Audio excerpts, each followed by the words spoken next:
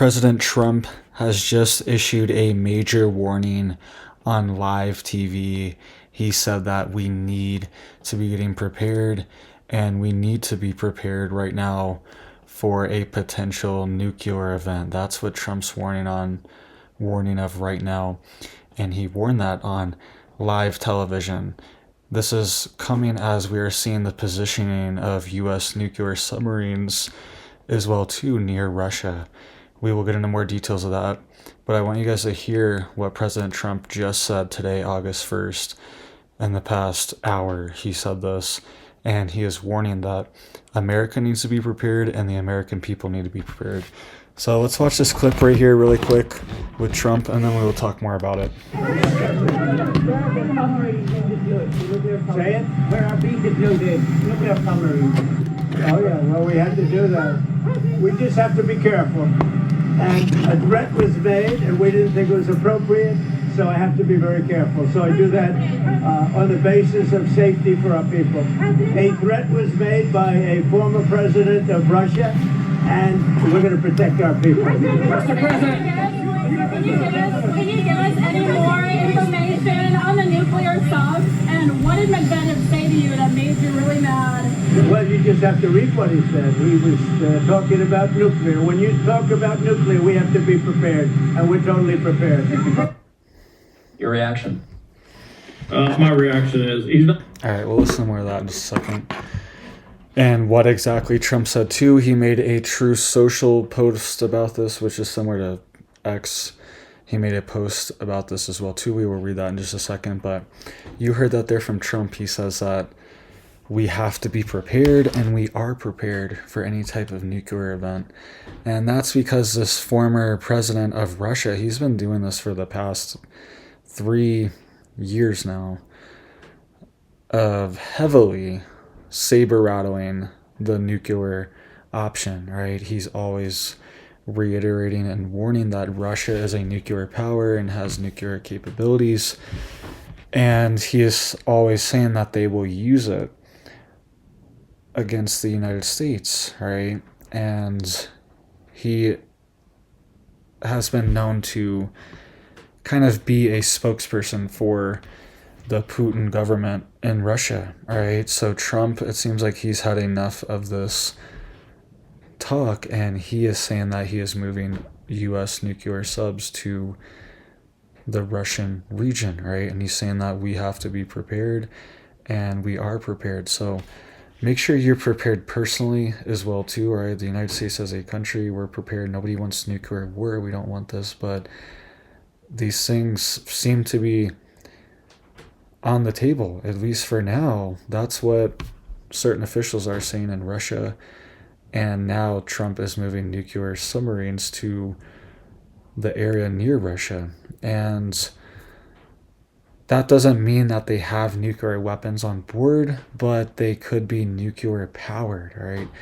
Every sub in the fleet is a nuclear powered submarine, so it doesn't even have to have a nuclear weapon. But a lot of these subs do have things like Tomahawk missiles on them, and they were actually used, these subs, in the attack on Iran that happened last month, right? Or a couple months ago now, whenever that happened. The Tomahawk missiles from the subs were actually used, right? So, and this is normally a clandestine operation, so this is normally very secretive. And for Trump to announce that they're going to be here is a warning sign and a warning shot for Russia, right? They did this last year too, in the Mediterranean Sea. U.S. subs started showing up and popping out, and sailors were standing atop of them, right? And letting everyone know that they were there. It was a big announcement. They actually made a couple stops last year, and it's more of a show of force to show that they are there. And they've probably always been there, or at least monitoring the area. And Russian subs as well are off the coast of the United States most of the time as well too, right? So this is something that does regularly happen, but it's normally clandestine, done in secret, and for it to be announced like this is a escalation. And it's a sign from Trump that he wants them to back down. He doesn't like this rhetoric. Trump doesn't like being threatened, and he's making that known. All right, so this could escalate. Hopefully it doesn't, but there's been no de-escalation on the front of the Ukraine-Russia war. And remember, Russia just had this 8.8 megaquake that hit there as well too. And actually, that megaquake hit right outside of a Russian nuclear base, a nuclear submarine base, okay? Right outside, 75 miles in the water outside of the base is where this 8.8 hit, all right? So there was actually some speculation that potentially there was damage to this Russian nuclear military base, right, in eastern Russia. It's one of the only ones over there in this area, and it was literally 75 miles from the epicenter of this megaquake that struck. So there could be things going on too behind the scenes that we don't know about, right?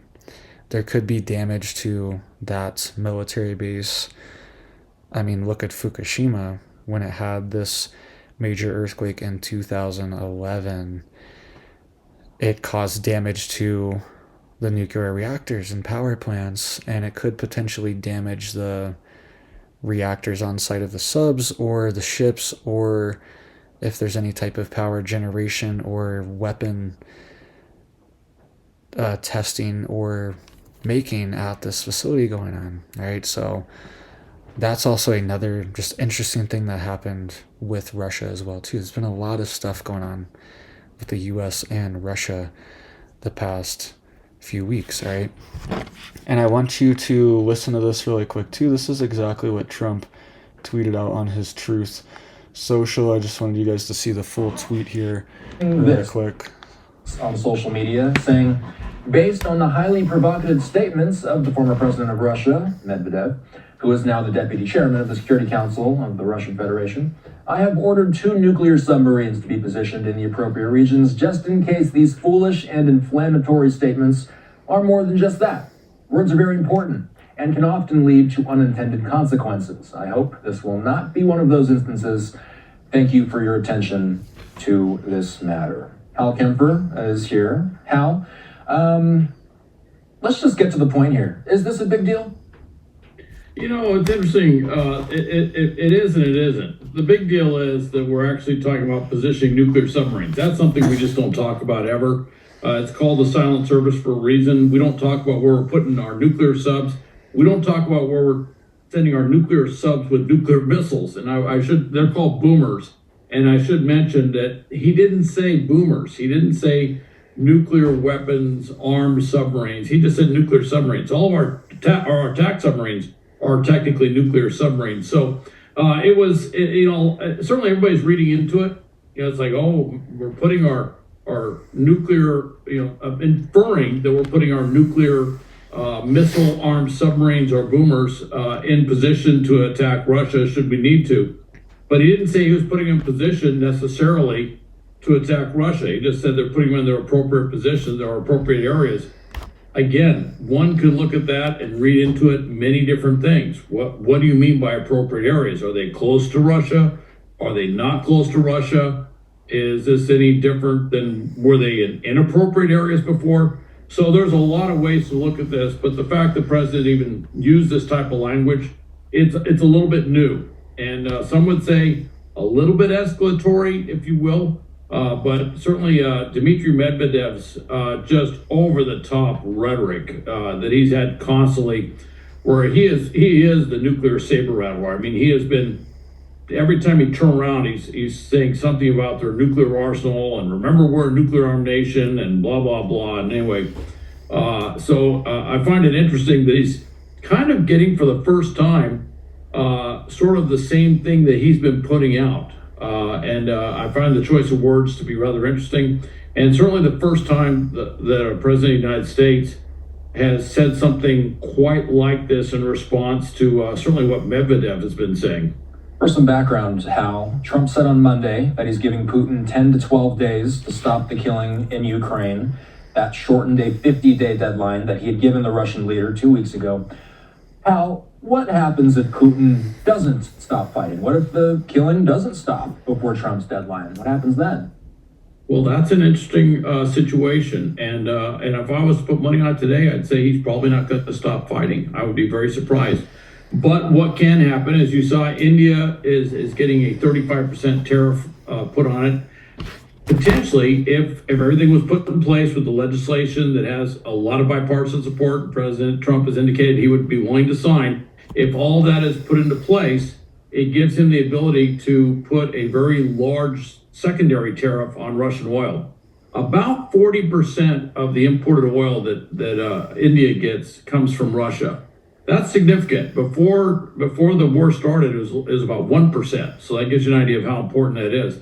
They've been buying up that cheap oil. India is kind of giving signs that they've got other sources for that oil. If Russia loses India as a market for its oil, that's going to be a huge hit on Russian revenues. And then China is the other country. They buy a lot of Russian oil too. I think China is going to be a little bit tougher to work that through in terms of the secondary tariffs and having Xi put pressure onto Russia and some other things. But India looks like that could happen pretty quick should that occur. And that goes into Russia's ability to pay for the war. That goes into Russia's ability to raise revenue, to pay for the military, to pay for everything they're doing. And that would significantly degrade Russia's ability to continue this war at the same level. All right, so you guys heard that there. A lot of stuff going on, all right? And just last week as well, too, we had top U.S. NATO commander and U.S. General Chris Donahue. He issued a major warning as well, too, saying that NATO countries could annex and seize Kaliningrad, which is actually a satellite state of Russia. Okay, so everyone knows Russia, this big giant country you see on the map, but there's actually a little tiny bit of Russia that's in between Poland and Lithuania. It's not even connected to the other mainland parts of Russia. It's more in the middle of Europe, surrounded by NATO countries, and it's called Kaliningrad. He was saying that the US and NATO could actually seize Kaliningrad, that actually has nuclear weapons stored there as well, too, Russian nuclear weapons.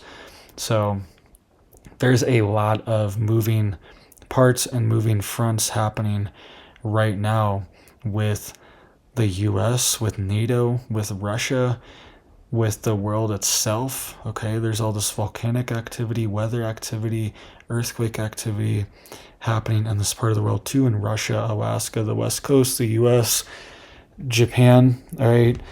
And we are also seeing war front activity, okay? What they were talking about there is that the US is trying to negotiate a tariff deal with India, and they're trying to put pressure on India to stop being such a prolific trade partner with Russia, because they get 40% of their oil from Russia, and they subsidize a lot of Russia's economy. They buy a lot of their goods and keep things flowing in Russia, all right?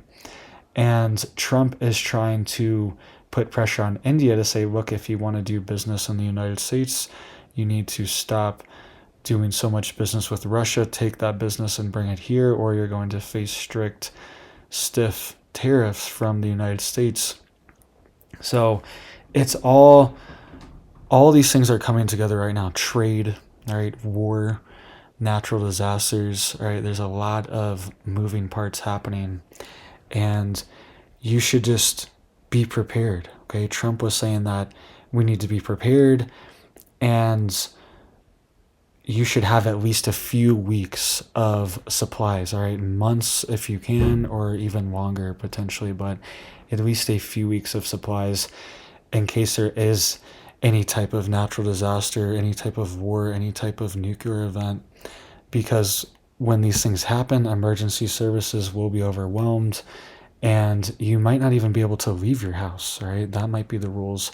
And they're not really going to be able to help you much anyways. They're going to be overwhelmed dealing with other people that have more serious issues, most likely, than what you're dealing with, all right? So you're most likely going to be on your own in one of these situations. So have food, have preps, be stocked up. Something too for a nuclear event is that you could have potassium iodine or nascent iodine as well too in your preps, so you don't absorb this radioactive iodine. All right, it's not an end all be all. It's not gonna, save your life 100%, but it's definitely something that you should have in your survival kit. All right, so let me know what you guys think down below. All right, lots of escalations. There's actually a lot of aftershock earthquakes as well too happening in Russia right now and around Alaska. All right, let me get a window up here for you guys so you can see it. Hold on. So you guys can see here, look at all these aftershock earthquakes that have been hitting in this area of Russia, the Kamchatsky area. Look at this. This is insane. I don't know if I've ever seen this amount of earthquakes at once in a cluster, but they're still getting fives after fives after fives, 5.9, 5.3, 5.6, 4.3, 4.5, 5.0, 4.8.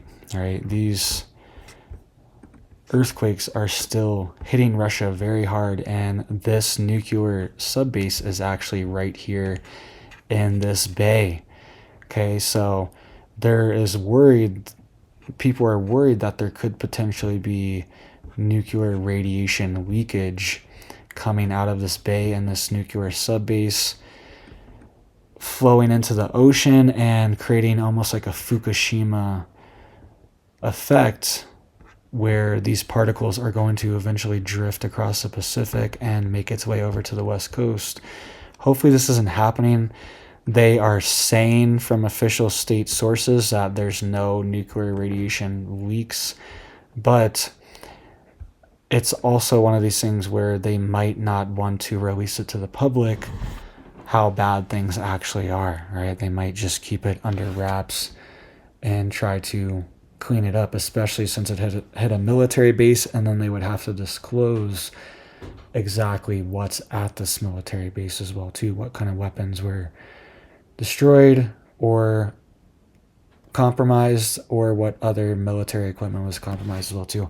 It's one of these things. It's like national security risk. It's not just a nuclear power plant.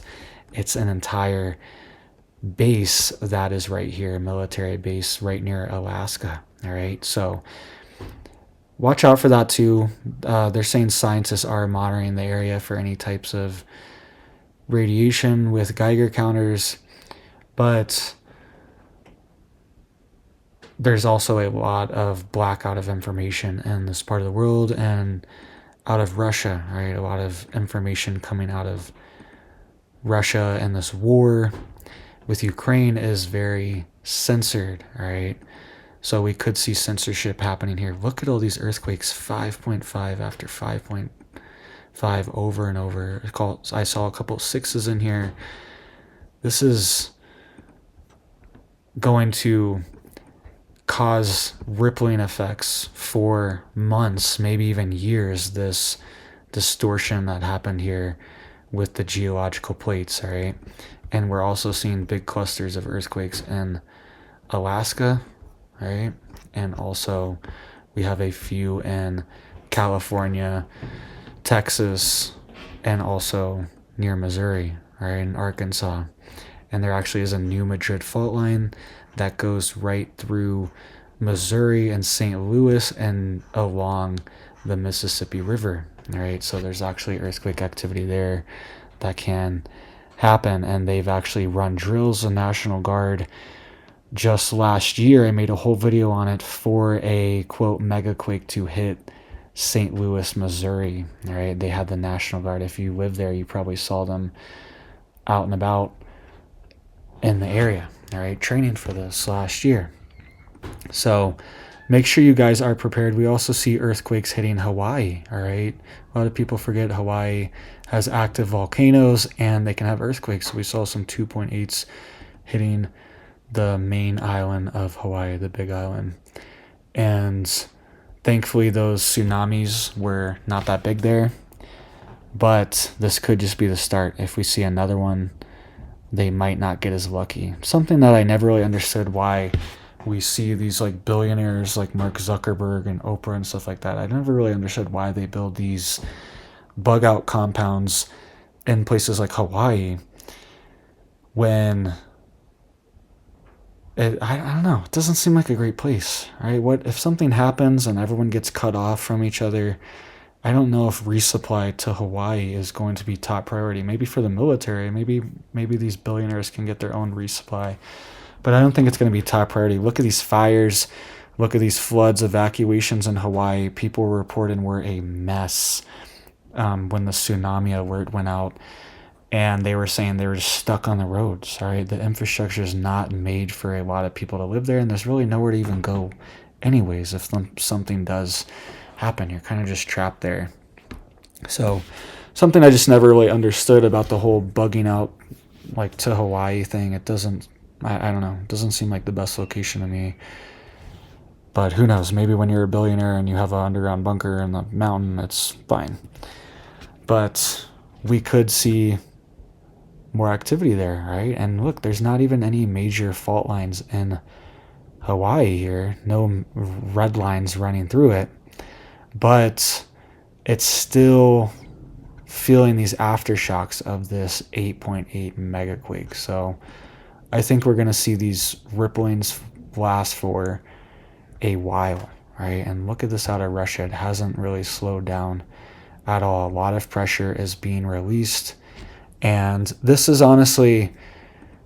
probably good though, this megaquake. It's going to cause distortions, but it's probably actually good because it did release a lot of pressure without creating a mega tsunami that did wipe out a lot of big population centers, right? So thankfully we did have this so now this pressure has been released and we might not see another big one for a while now, right? Who knows? But hopefully that's what happens. So let me know what you guys think down below. All right, we're getting warnings for nuclear war. We're getting weather warnings for these floods happening, these 100-year, 1,000-year floods happening every single week, every couple weeks. We're getting earthquake warnings. We're getting volcano warnings. It's so just stay stocked up, stay prepped. Hope you guys are staying safe out there. I hope you have big blessings for your life, your family, and I hope you have a big old blessed day.